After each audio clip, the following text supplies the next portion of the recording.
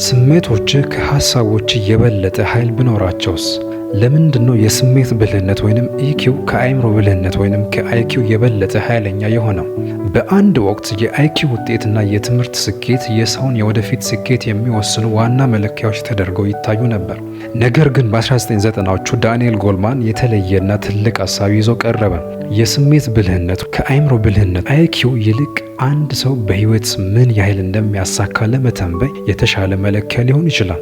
ሰላም እንደምንቆያችሁ። ዛሬ በዳንኤል ጎልማን የተጻፈውን የስሜት ብልህነት ወይንም ኢሞሽናል ኢንተለጀንስ የመጽሐፍ ዳሰሳ እናደርጋለን። ምዕራፍ 1 የስሜት ብልህነት ምንድን ነው? የስሜት ብልህነት ማለት የራሳችንን ስሜቶች መለየት፣ መረዳት እና በአግባቡ ማስተዳደር የምንችልበት ችሎታ ነው።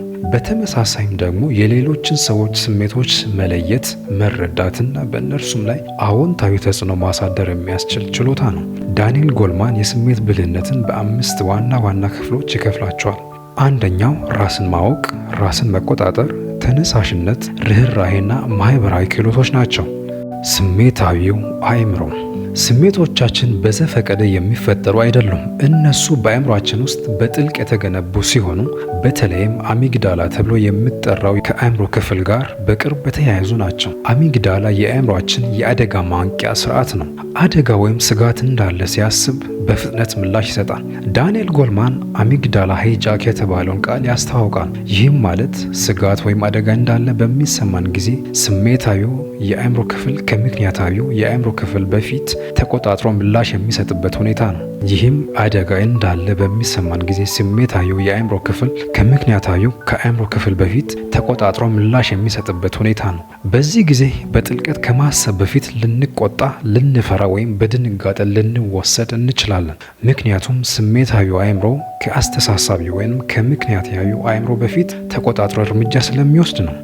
ዳንኤል ጎልማን የስሜት ብልህነት ወይም ኢሞሽናል ኢንተለጀንስ መጽሐፍ ውስጥ ከሚገኙት እጅግ አስደናቂ ግንዛቤዎች መካከል አንዱ የኒውሮሳይንቲስት የጆሴፍ ሊዲዮን ጥናት ዋቢ አድርጎ ይጠቅሳል። ይህም የእርሱ ምርምር በአንዳንድ ሁኔታ ስሜታዊነት ከምክንያታዊነት በፊት አእምሮን ተቆጣጥሮ እንዲሰሩ ሊያደርግ እንደሚችል ተናግሯል። ይህም አንዳንድ ጊዜ በጥቂት ሚሊ ሰከንዶች ውስጥ ሊከሰት ይችላል። ይህ እንዴት ይሰራል የሚለውን ጥያቄ ጆሴፍ ሊዲዮ ሲገልጽ ከፍተኛ ስሜት የሚቀሰቅስ ነገር ሲያጋጥመን፣ ለምሳሌ ድንገተኛ ከፍተኛ ድምፅ ብንሰማ ወይም አንድ ሰው ቢሰድበን፣ ያ መረጃ ሁል ጊዜ ወደ ምክንያታዊ አስተሳሰብ በመጀመሪያ አይሄድም። ከዚያ ይልቅ አጭር መንገድ በመውሰድ ከየስሜት ህዋሶቻችን በቀጥታ ወደ አሚግዳላ ይደርሳል። ይህም የአእምሯችን የስሜት ማዕከል ነው። ይህ ትንሽ የለውዝ ፍሬን የሚመስል የአእምሮ ክፍል የአእምሯችን ምክንያታዊ ክፍል ወይንም ኒዮኮርቴክስ ሁኔታውን በሙሉ ከመረዳቱ በፊት በመላ ሰውነታችን ላይ የስሜት ምላሽ ሊያስነሳ ይችላል። እነዚህም ቁጣ፣ ፍርሃት፣ ጭንቀት ወይም ድንጋጤ ሊሆኑ ይችላሉ። ዳንኤል ጎልማን ይህንን ስሜታዊ ጠለፋ ወይንም ኢሞሽናል ሃይጃክ ብሎ ይጠራዋል። ይህም አንዳንድ ጊዜ ከማሰባችን በፊት የምንጸጸትባቸውን ቃላት እንድንናገር፣ ሳናስብ እርምጃ እንድንወስድ ወይም በእውነቱ ደህና መሆናችንን እያወቅን እንኳ በፍርሃት እንድንሸበር የሚያደርገን ምክንያት ነው። ይህ ደግሞ በሀሳብ ብቻ የተመሰረተ ጽንሰ ሀሳብ አይደለም። ጆሴፍ ሊዲዮ ይህንን በአእምሮ ስካን ምርመራዎች በእንስሳት ላይ ባደረጋቸው ሙከራዎች አረጋግጠዋል። ይህም ስሜቶች በአእምሮ ውስጥ በጥልቅ በህይወት ስርዓቶች ጋር የተያያዙ መሆናቸውን የሚያረጋግጥ ሳይንሳዊ ማስረጃ ሰጥቷል። ስለዚህ ስሜቶች ስነ ልቦናዊ ነገሮች ብቻ ሳይሆኑ በአእምሯችን የተፈጥሮ መዋቅር ውስጥ በጥልቅ የተሰሩ ናቸው። ጎልማን ይህን ጥናት የሚጠቀመው የስሜት ብልህነት ለምን እንደሚያስፈልግ ለማሳየት ነው። የስሜት ብልህነት ማለት ደካማ መሆን ወይም ከልክ በላይ ስሜታዊ መሆን አይደለም። ይልቁንም እነዚህ ድንገተኛ ስሜታዊ ምላሾችን መቆጣጠር መማር ነው። ይህም የስሜታችን እስረኛ እንዳንሆን ያደርገናል። ስለዚህ በሚቀጥለው ጊዜ ቁጣ በድንገት ሲቀሰቀስ ወይም ፍርሃት ሲያሸንፍ አንድ ነገር አስታውስ። ያ የሚሆነው አሚግዳላ ስራውን እየሰራ ስለሆነ ነው። ነገር ግን በስሜት ብልህነት እርዳታ የሁኔታን ቁጥጥር መልሰህ መውሰድ ትችላለህ። ለዚህ ነው ብዙውን ጊዜ ከማሰባችን በፊት በቁጣ የምንፈነዳ ወይም በድንጋጤ የምንዋጥ። ይህንን አሰራር መረዳት ኃይልን ይሰጠናል። እንዴት ካልን ትንሽ ቆም ብለን እንድናስብ፣ በጥልቀት እንድናሰላስል፣ ከዚያም ከስሜት ሳይሆን በጥበብ የተመረጠ የተሻለ ምላሽ እንድንሰጥ ያስችለናል። ምዕራፍ 2 የስሜት ብልህነት በእውነተኛ የህይወት ሁኔታዎች። የስሜት ብልህነት በመጽሐፍ ውስጥ የሚቀር ጽንሰ ሀሳብ ብቻ አይደለም፣ በየቀኑ በህይወታችን ውስጥ የምንተገብረው ተግባራዊ ክህሎት ነው። ውጤቱም በትምህርት ቤት፣ በቤተሰብ፣ በስራ ቦታ እና በግል ግንኙነታችን ውስጥ በግልጽ ሁኔታ ይታያል። በትምህርት ቤቶች ስሜታቸውን በጥሩ ሁኔታ መቆጣጠር የሚችሉ ተማሪዎች ከእኩዮቻቸው የተሻለ የትምህርት ውጤት ያስመዘግባሉ።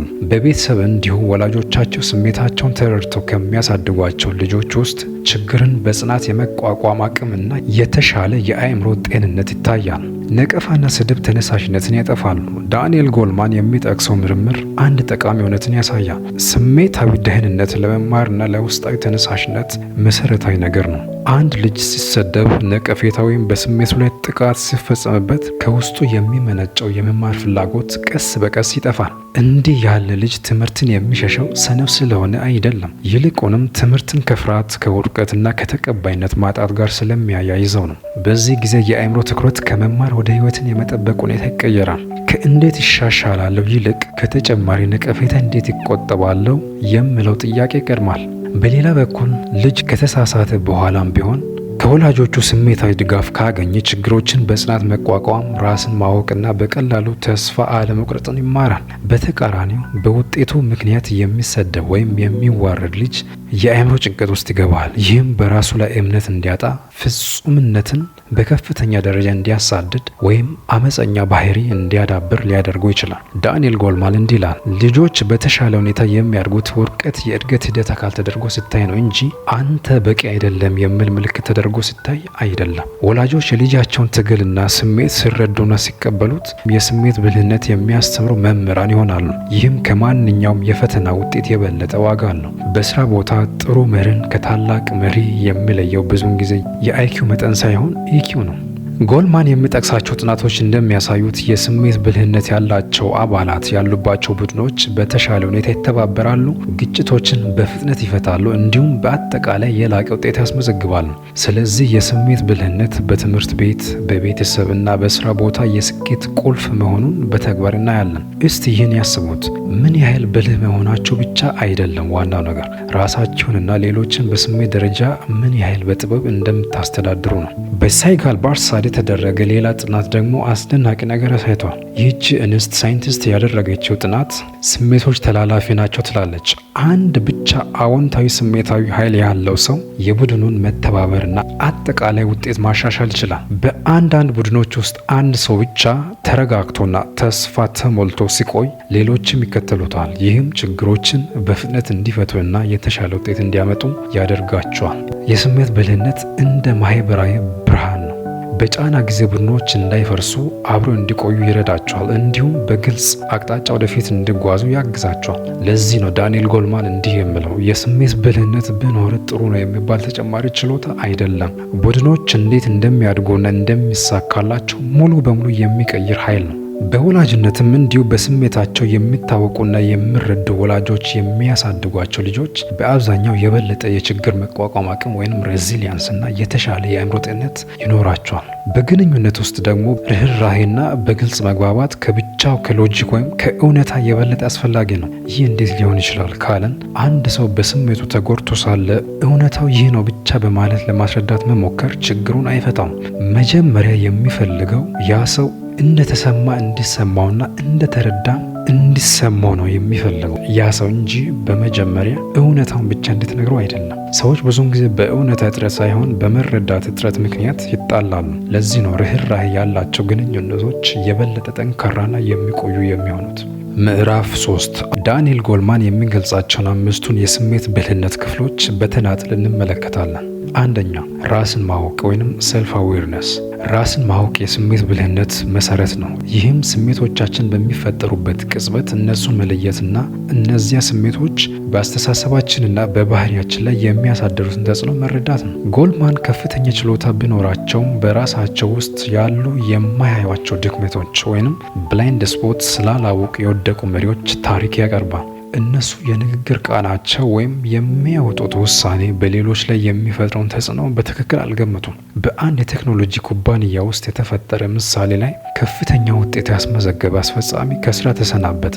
ምክንያቱም የስራ ውጤቱ ስለቀነሰ አልነበረም፣ ነገር ግን ስሜታዊ ምላሾቹን መገንዘብና መቆጣጠር ባለመቻሉ በስብሰባዎች ውስጥ ዘወትር ውጥረትን ይፈጥር ነበር። ራሳቸውን የሚያውቁ ሰዎች በውስጣቸው የተረጋጉ ናቸው። ስህተታቸውን ለመቀበል፣ ራሳቸውን ለመገምገምና አስፈላጊ ለውጥ ለማድረግ ዝግጁ ይሆናሉ። ጎልማን ራስን ማወቅ የስሜት ብልህነት የማዕዘን ድንጋይ ብሎ ይጠራዋል። ምክንያቱም ስሜትን መለየት ካልቻልክ እሱን መቆጣጠርም ሆነ በጥበብ መጠቀም አትችልም።